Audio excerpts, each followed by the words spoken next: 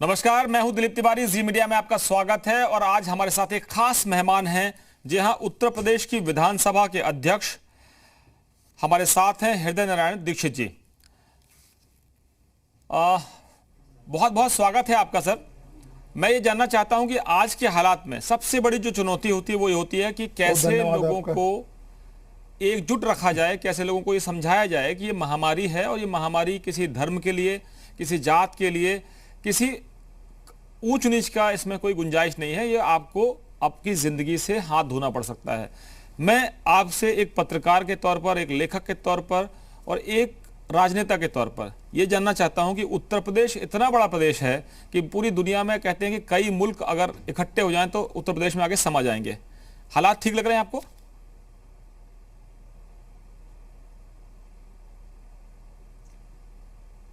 अभी आपने एकता की बात की है कि सबको एक सूत्र में बांधे रखना इस समय बहुत ज़रूरी है। मैं उसी बात को आगे बढ़ाता हूँ कि हमारी भारतीय संस्कृति में आधारभूत एकता के तत्व पहले से विद्यमान है। डॉक्टर अंबेडकर ने भी अपना महाग्रंथ लिखते समय, जिसका नाम है पाकिस्तान और पार्टीशन ऑफ इंडिया, तो उसमें उन्होंने एक वाक्य इस्तेमाल किया है जिसे मैं उद्धृत करूंगा। यह ठीक है कि भारतवासी आपस में कभी कभी लड़ते झगड़ते भी हैं, लेकिन एक संस्कृति उनको बांधे रहती है। इस समय पूरे देश में एकता, आश्चर्यजनक एकता दिखाई पड़ रही है इस महामारी के दौर में। और आप ये देख रहे हैं, हम और आप सब मिलकर, कि अपरिचितों के लिए भी भोजन वितरण कराना यह सर्वत्र दिखाई पड़ रहा है। छोटी छोटी मोहल्ला समितियां, अपने आप में कोई व्यक्ति मध्यम वर्ग का, उच्च मध्यम वर्ग का, उसके मन में आया, उसने भोजन वितरण का पैकेट तैयार किया और जिनसे उसकी जान पहचान नहीं, उनके लिए संवेदनशील होकर अपना निजी धन व्यय करना। आपातकाल के दौरान पूरे देश का सब प्रकार के भेदभाव मिलाकर एक हो जाना, यह भारत की अंतर्निहित शक्ति है। माननीय प्रधानमंत्री श्री नरेंद्र मोदी जी ने जब आह्वान किया देश का, तो दुनिया के कई देशों को आश्चर्य हुआ होगा, इसलिए कि जनसंख्या में और विविधता में हम चीन के बाद दुनिया के बहुत बड़े देश हैं, दूसरे नंबर के देश। तो लोगों को आश्चर्य हुआ, अनेक राष्ट्राध्यक्षों को भी हुआ होगा कि कैसे 133 करोड़ जनसंख्या को एकजुट रखा जाएगा, कैसे अनुशासन में रखा जाएगा, कैसे सब लोग लॉकडाउन डिसिप्लिन का पालन करेंगे, कैसे करवाया जाएगा। लेकिन माननीय प्रधानमंत्री जी के विनम्र अनुरोध को देश की, उत्तर प्रदेश की जनता ने धारण किया, स्वीकार किया और 99% से ज़्यादा जनगण मन ने लॉकडाउन के अनुशासन का पालन किया। अपवाद भी हैं, कहीं कहीं गड़बड़ियां हुई हैं, कहीं कहीं पर चिकित्सा कर्मियों के साथ दुर्व्यवहार भी हुई हैं। लेकिन अध्यक्ष जी, यही मेरा सवाल है। इसको लेकर भी अध्यक्ष जी, मेरा यही सवाल है, गंभीर मेरा यही सवाल है जो आपने पॉइंट रखा कि कहीं कहीं गड़बड़ियां हुई हैं, अभद्रता भी हुई है। मेरा सवाल ये कि जो हमारी जान बचाने के लिए भगवान बने हुए हैं, चाहे वो सरकारी डॉक्टर्स हों, चाहे नर्सेस हों, चाहे पुलिस वाले हों, चाहे सफाई वाले हों, उन पर हमला करना। एक पुलिस वाले का पटियाला में हाथ काट लिया गया, मुरादाबाद में एक डॉक्टर पर चापड़ से हमला किया गया, एमपी में डॉक्टर्स पर पत्थर फेंके गए, पुलिस वालों पर चाकू चलाए गए। कई तस्वीरें विचलित करती हैं। दूसरी तरफ अच्छी तस्वीरें भी है कि वहीं मुस्लिम समुदाय इंदौर में अखबारों में और इलेक्ट्रॉनिक मीडिया के जरिए या रेडियो के जरिए विज्ञापन जारी करके माफ़ी मांगता है कि हम शर्मिंदा हैं, समाज के कुछ लोगों ने ऐसी घटना की है। वो डॉक्टरों पर फूल भी बरसाते हैं। अध्यक्ष जी, मेरा सवाल ये है कि ये धर्म की बात कहाँ से आ गई? लोगों के दिमाग में ये क्यों बैठ गया कि ये धर्म विशेष के खिलाफ एक गलत तरीके से सरकार एक्ट कर रही है या प्रशासन एक्ट कर रहा है? ये कहाँ से आ गया? मरकज से तो मौलाना साद ने ये फैलाया सब।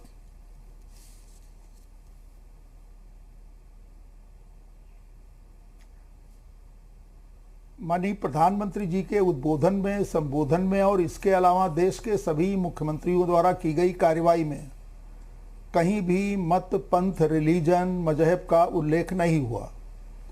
जब तबलीगी जमात का विषय सामने आया और भारत सरकार की तरफ से, स्थानीय राज्य सरकारों की तरफ से बार बार अनुरोध किया जाता रहा कि आप आइए, आप अपना उपचार कराइए, आप अपनी चेकिंग कराइए, उसके बाद घर जाइए, तो इस अनुरोध का सकारात्मक उत्तर नहीं मिला।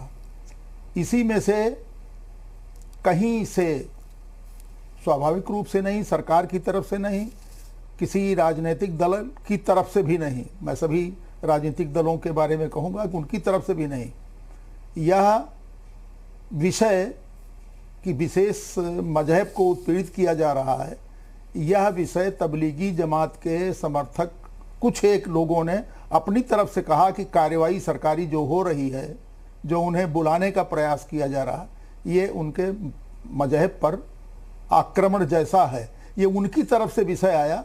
देश के किसी पत्रकार ने, देश के किसी इलेक्ट्रॉनिक चैनल ने, देश के किसी प्रिंट मीडिया ने और किसी भी राजनीतिक दल के जिम्मेदार नेता ने यह बात नहीं कही। ये विषय आया और ये विषय दुर्भाग्यपूर्ण था और है। यहाँ मत, पंथ, रिलीजन का मतलब ही नहीं है। हम जब 1947 में आज़ाद हुए थे तो पड़ोस का देश हमसे टूटकर जो बना था उसने मजहबी स्टेट अपनाया और हमारे यहाँ मुसलमानों की, मुस्लिम मित्रों की भारी तादाद यह थी और हिंदू बहुमत में थे, लेकिन हमने धार्मिक स्टेट, रिलीजियस स्टेट स्वयं को नहीं बनाया। हमारा भारत का संविधान सभी मत, सभी पंथ, सभी विचार, हर तरह की विचार अभिव्यक्ति की आज़ादी, उपासना की स्वतंत्रता, विश्वास की स्वतंत्रता, इस आधार पर भारत का संविधान बना और इसी आधार पर भारत का समाज लगातार गतिशील है, चल रहा है। दुनिया के तमाम बड़े देशों के बराबर उन्नति की ओर अग्रसर है। और जब ये आपदा हमारे देश में आई दुनिया के साथ, तो यहाँ पर जिस तरह का अनुशासन देखा गया, जिस तरह से लोग एक हुए, छोटी सी बात के लिए एक हो गए। प्रधानमंत्री जी ने राष्ट्रीय एकता को भावनात्मक रूप देने के लिए ही एक दिन घोषणा की कि सायंकाल सब लोग इकट्ठा होंगे, 9 बजे दीपक जलाएंगे या टार्च जलाएंगे। तो इस प्रतीक के भीतर ये भाव था कि हम भारत के लोग एक हैं और इसमें कोई मत, पंथ, मजहब, रिलीजन की बात नहीं है। जिन लोगों की तरफ से ये बात आई है उनसे देश नाराज है। वैसे भी अध्यक्ष जी, विरोधियों का सवाल यह है कि भाई आप देश की जनता को एकजुट करने के लिए कुछ भी करिए, हम आपके साथ हैं, लेकिन ना आप पीपीई किट उपलब्ध करा पा रहे हैं, ना आप व्यवस्थाएं कर पा रहे हैं, सड़क पर मजदूर इकट्ठे हो गए हैं या इतनी बड़ी तादाद में मजदूरों का पलायन पूरे देश में यहाँ वहाँ से हो रहा है, अपने राज्य से वो दूसरे राज्य में, एक राज्य से दूसरे राज्य जा रहे हैं।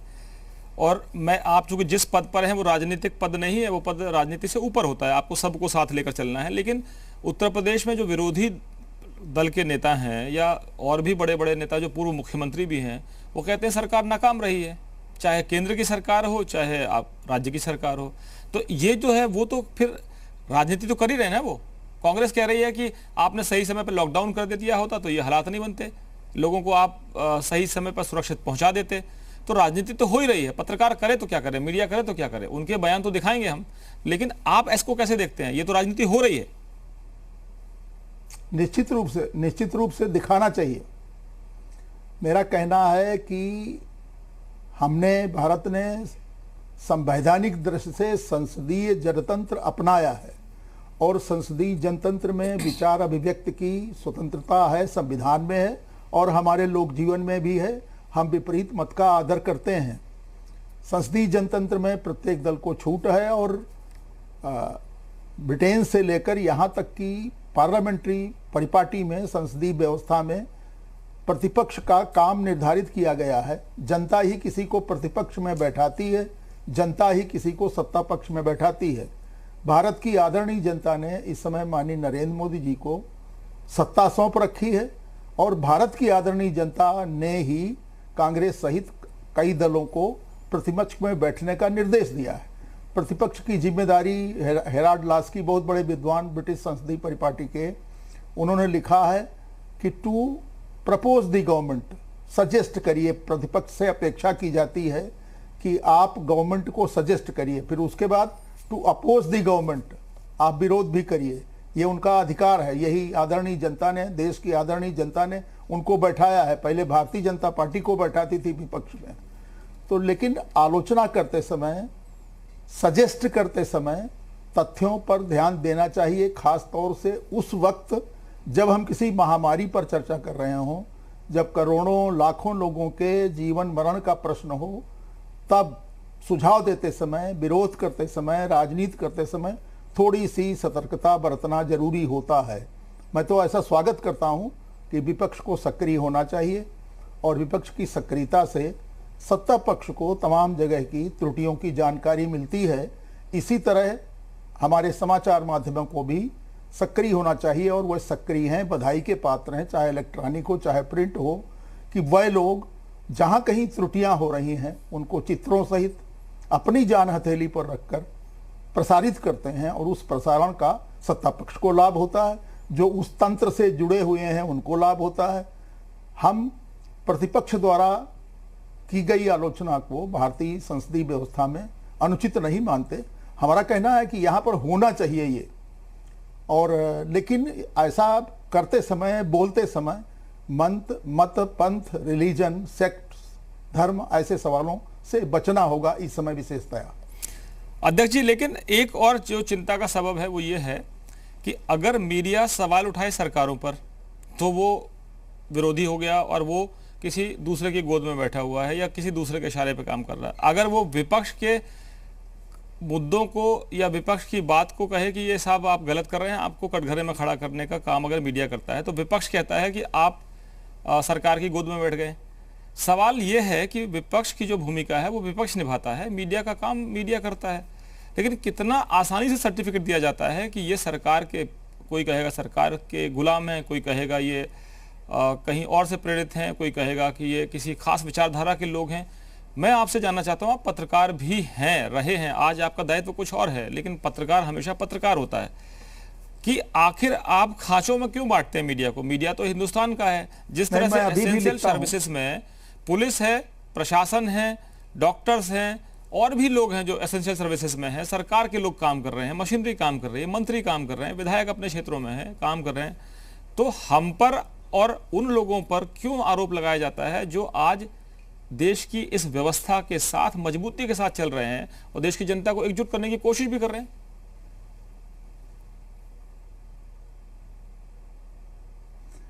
मैं दोहरा दूं, निश्चित रूप से हमारा समाचार माध्यम, हमारा मीडिया, इलेक्ट्रॉनिक मीडिया, हमारा प्रिंट मीडिया राष्ट्रीय एकता के लिए और ये वैश्विक चुनौती महामारी की संघर्ष में सकारात्मक भूमिका का निर्वहन कर रहा है। आपने जो बात कही है कि अगर हम सरकार के किसी फैसले पर टीका टिप्पणी करते हैं, दिखाते हैं, तो माना जाता है कि हम विपक्ष की तरफ से पैरवी कर रहे हैं, और अगर हम विपक्ष के किसी बयान पर कोई टिप्पणी करते हैं तो माना जाता है कि हम कहीं से प्रेरित हैं। ऐसा सही है, लेकिन आखिरकार यह जो यश, प्रतिष्ठा और एक मान्यता देने वाला, सामाजिक मान्यता दिलाने वाला लोकप्रिय माध्यम है जिसे पत्रकार कहते हैं, तो ये उसका संकट कोई आज से नहीं है, ये स्वाधीनता संग्राम के समय से है। कुछ लोग लिख रहे थे जब भारत में स्वाधीनता संग्राम चल रहा था, ऐसा लिख रहे थे कि लगता था कि कुछ अंग्रेजों के पक्ष में हुआ जा रहा है। क्या वो अंग्रेजों के पक्ष में था कि नहीं था, ये विश्लेषण की बात है। और अंग्रेजी सत्ता के अनेक लोग मानते थे, समर्थक, कि यहाँ का मीडिया पूरी तौर से स्वाधीनता संग्राम में कूद गया है और उन पर तमाम अत्याचार भी हुए, जेलें भी हुई, उनको जेल में रहना पड़ा लंबे समय तक। तो ये तो पत्रकार की कठिनाई है और ये रहने वाली है। अभी आप हमको दिखा रहे हैं, कोई कह सकता है कि भाई दीक्षित जी को दिखाते समय बार बार जो दिलीप जी हैं वो उनको वरिष्ठ कह रहे हैं, तो ये कोई मिली भगत है क्या? तो ये तो चलेगा। और हम समझते हैं कि हमारे देश में इसका समाचार माध्यमों का बड़ा यशस्वी इतिहास है और वह इसको झेल कर भी आगे प्रतिष्ठित हैं। हमारी आपसे अध्यक्ष जी, हमारी आपसे इतनी ही मिली भगत है अध्यक्ष जी कि आप हमारे वरिष्ठ हैं, आप आज जिस पद पर हैं वो पद गरिमा का पद होता है, राजनीति से ऊपर होता है, लेकिन हम आपको हमेशा अपना संरक्षक बनेंगे, क्योंकि जब सत्ता हमारे खिलाफ होगी, विपक्ष हमारे खिलाफ होगा, प्रशासन हमारे खिलाफ होगा, तो हम आपकी मदद मांगेंगे और आपका मार्गदर्शन लेंगे। मेरा एक सवाल और है कि यूपी की विधानसभा सबसे बड़ी विधानसभा मानी जाती है, सबसे ज्यादा विधायक आते हैं। मैं आपसे जानना चाहता हूं कि जब आपकी लोकसभा अध्यक्ष के साथ जब बातचीत हुई, वीडियो कॉन्फ्रेंसिंग हुई, तो क्या पहल यूपी ने नई की, किस तरह से, चाहे वो विधायक निधि का मामला हो, चाहे सांसद निधि का मामला हो, या अपनी सैलरी में कटौती करने का मामला हो, ये तो हमने सुना है। लेकिन लोग ये भी पूछ रहे हैं कि हम विधायकों से, सांसदों से, मंत्रियों से जानना चाहते हैं कि जब हम वो ITR फाइल करते हैं तो कई लोगों की संपत्ति तो 500-500 करोड़ है, हजार करोड़ कई लोगों की है, बड़ी संपत्ति है, तो उन्होंने अपने पास से कितना दिया? बड़ा दिल दिखाना चाहिए जनता के लिए।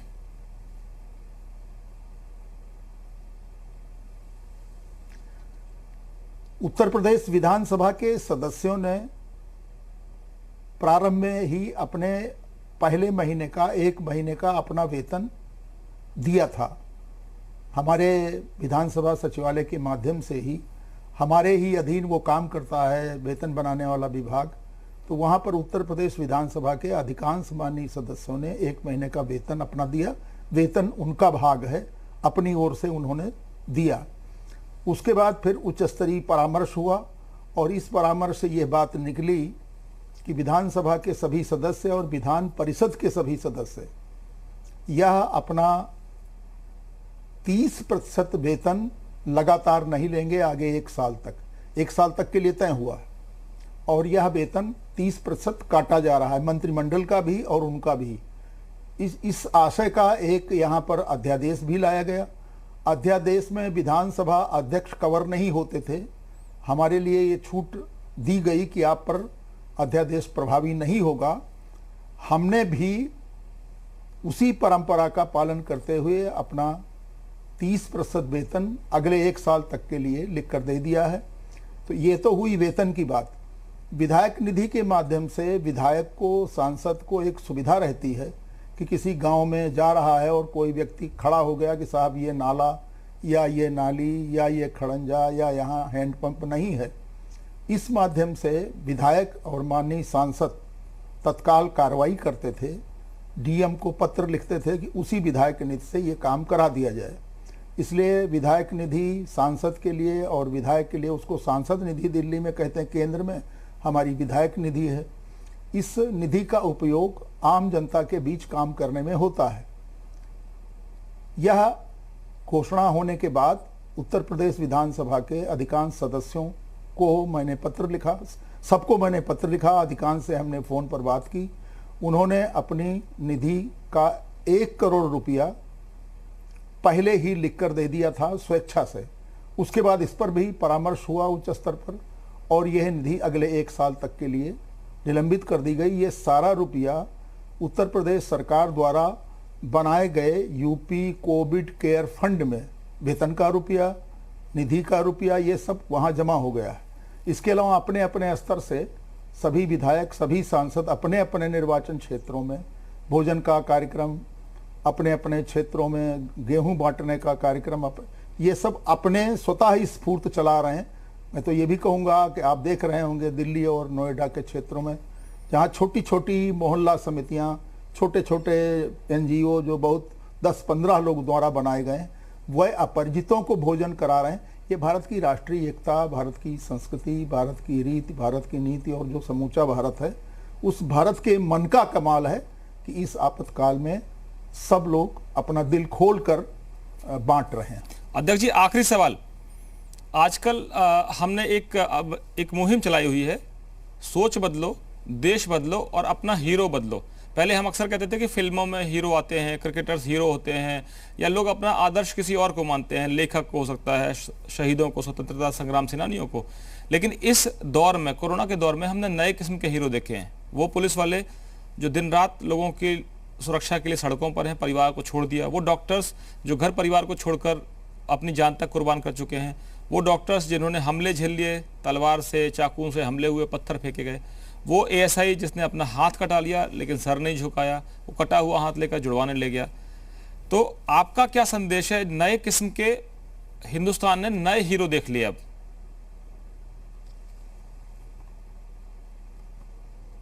निश्चित रूप से जब सामाजिक परिवर्तन की गति तेज रफ्तार चलती है तो नायक बदलते हैं, दृष्टिकोण बदलते हैं, लोग अपना हीरो बदलते हैं। हम लोग भी जब छात्र जीवन में थे तो गोविंद निहलानी की फिल्में देखते थे, नसीरुद्दीन शाह की, ओम पुरी की, ऐसी कलात्मक फिल्मों में रुचि थी। फिर धीरे धीरे परिवर्तन होते चले गए, फिर और तमाम साहित्य पढ़ने लगे। तो ऐसा चेंज आता है और इस चुनौती ने कई नए बदलाव दिए हैं, उसमें हीरो का चयन भी है। और ये चिकित्सक और इनकी सेवा, इनके साथ सहयोग में लॉकडाउन के अनुशासन को प्रभावी बनाने में लगा हमारा प्रशासनिक तंत्र, छोटे से छोटा कर्मचारी, हमारा सिपाही निश्चित रूप से इस युद्ध के नायक हैं। उनकी प्रशंसा की जानी चाहिए। उनको मैं नमस्कार करता हूं आपके चैनल के माध्यम से। साथ में इलेक्ट्रॉनिक मीडिया के मित्रों को भी नमस्कार करता हूं कि वह अपनी जान हथेली पर रखकर हम लोग जो घरों में दुब के बैठे हैं उनको सही सूचनाएं उपलब्ध कराते हैं। तो एक नई तरह का समाज में एक ऐसा वर्ग प्रकट हुआ दिखाई पड़ता है। पुलिस के बारे में तो मैं कह सकता हूं कि हमारा अपने छात्र जीवन से ही लगातार संघर्ष रहा है और मेरे कम से कम लेखन में कम से कम 50 लेख अब तक ऐसे होंगे जिनमें पुलिस के बड़े अधिकारी कहा करते थे कि साहब आप तो पुलिस के विरोधी हैं। पुलिस द्वारा पीटा जाना, पुलिस द्वारा अनावश्यक मारपीट किया जाना, एक छवि पुलिस की पहले थी। अब एक छवि ये आई कि पुलिस हाथ जोड़ रही कि भाई साहब आप कहाँ इधर चौराहे चले जा रहे हो, और व्यक्ति डांट रहा है, पुलिस हाथ जोड़ रही। व्यक्ति आक्रामक दिखाई पड़ रहा है, पुलिस हाथ जोड़ रही। तो ये रूपांतरण, ये पुलिस का नया अवतार है और इस नया अवतार वाली पुलिस को जो एक रूपांतरण समाज में दिखाई पड़ता है, और चिकित्सा विभाग को, अपने पत्रकार मित्रों को, ये सब के सब बधाई के पात्र हैं। और वह लोग जो अपना नाम नहीं छपाना चाहते अखबार में, ऐसा शौक नहीं है। हम नेताओं का, सामाजिक कार्यकर्ताओं की इच्छा रहती कि हम कोई अच्छा काम करें तो अखबार में भी छपाए, आपका चैनल भी दिखाए। लेकिन जो मोहल्ले में पूड़ी बांट रहे हैं उनकी इच्छा नहीं है कि हमारा नाम छपाए या ना छपाए। हम तो देश की एकता के लिए और महामारी में अपना योगदान, लेकिन अध्यक्ष जी सारे लोग प्रणम में हैं। अध्यक्ष जी दूसरा पहलू ये भी है। अध्यक्ष जी आपने कहा अच्छे बहुत से ऐसे नायक हैं जो गुमनाम होकर काम करते हैं, पर्दे के पीछे रहते हैं, तस्वीरों में नहीं आते, कैमरों में नहीं आते, अखबार में नहीं आते। लेकिन कुछ लोग हमने देखे तस्वीरें जो सोशल मीडिया वायरल होती हैं कि एक केला, एक पैकेट देने में 6-6 लोग फोटो खिंचा रहे हैं। तो लोग डर के मारे कहते हैं भाई साहब हमको कुछ नहीं चाहिए, हम भूखे मर जाना पसंद करेंगे, ये मत करवाइए। ये भी एक तरह के लोग हैं।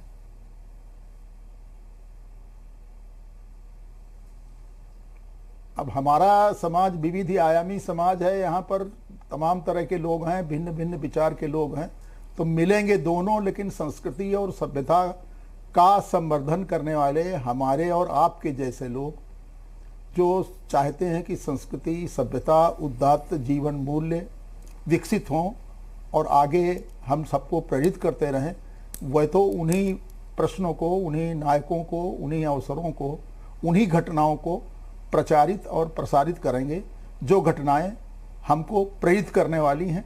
ऐसी भी घटनाएं हैं कि लोग धक्का मुक्की करते हैं कि हमारा फोटो नहीं आ रहा, हमारा आगे आ जाए। ऐसी भी घटनाएं दिखाई पड़ती, पर वह प्रेरक नहीं है, उन्हें भी दिखाया जाना चाहिए जी, ताकि लोग ऐसी वृत्ति से हतोत्साहित हों। जी बिल्कुल। और प्रेरक तो यही है कि दिखाई पड़ता है कि डॉक्टर 24 घंटे नहीं सोया, आंखें लाल हैं, लेकिन हमारे लिए पुलिस के मित्र, प्रशासन से जुड़े मित्र लगातार रात दिन जाग रहे हैं तो भी अपने व्यवहार पर संयम रखकर व्यवस्था बनाए रख रहे हैं।